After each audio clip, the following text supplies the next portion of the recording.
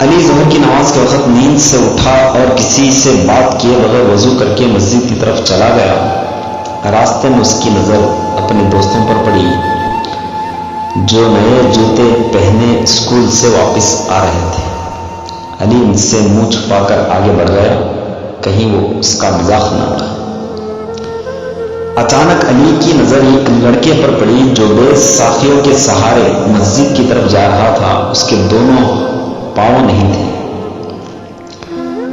اسے دیکھ کر علی کو بے حد افسوس ہوا اور بے اختیار آنکھوں میں آنسو آ گئے اور وہ دل ہی دل میں سوچنے لگا، مجھ سے کتنی بڑی غلطی ہو گئی۔ اللہ نے مجھ پر اتنے احسانات و انعامات کیے کہ مجھے تندرست بنایا، دونوں پاؤں عطا فرمائے۔